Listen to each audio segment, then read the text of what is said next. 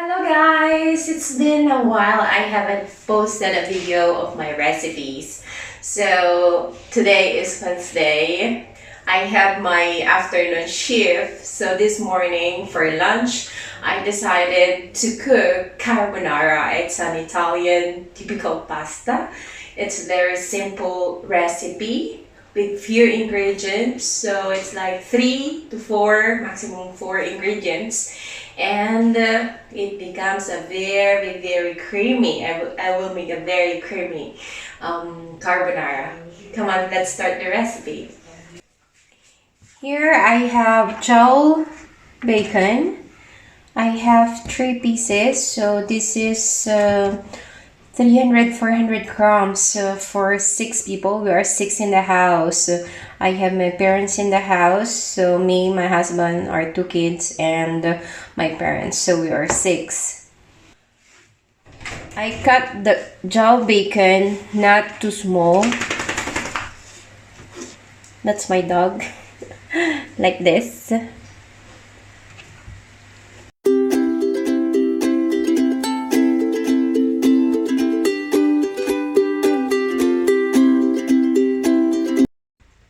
Here I have my favorite pan. It's non-sticky pan.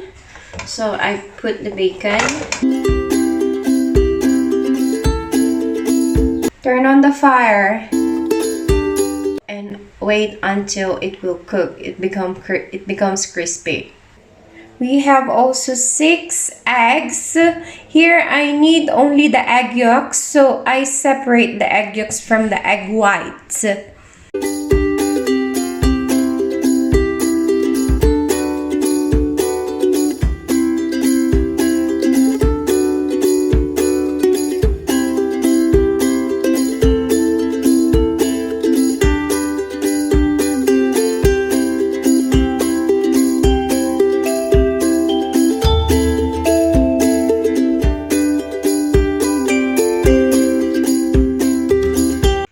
This is, I think, the easiest way to separate egg yolks from the egg white using the hands.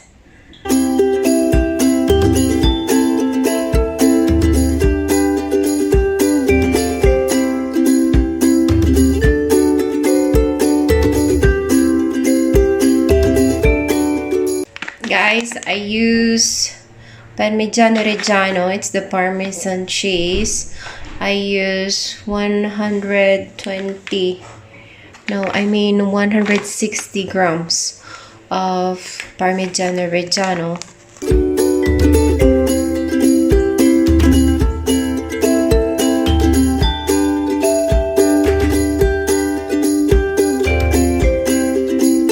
I need to put a little bit of pepper.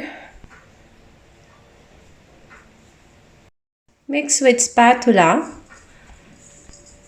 all together.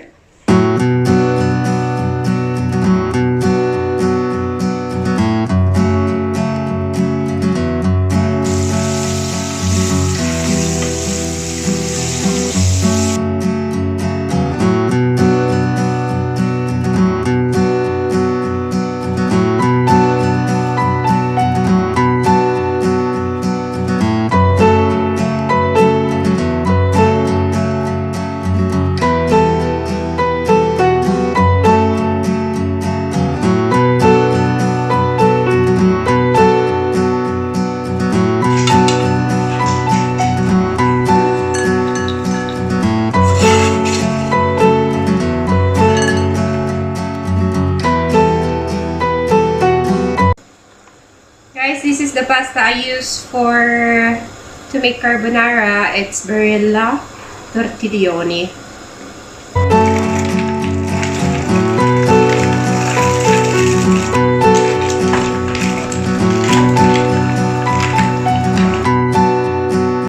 Remember to set aside some pasta water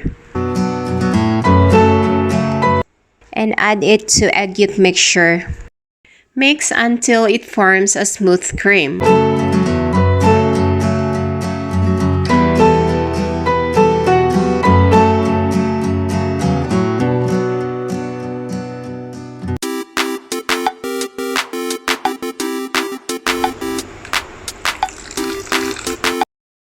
If you see the egg yolk mixture is creamy, starts to add tortiglioni.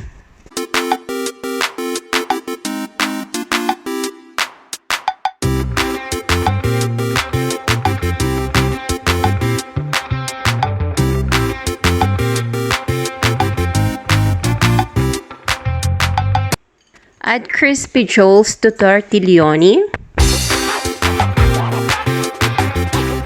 Guys, if you just smell what I smell, oh my god, I'm hungry preparing the carbonara.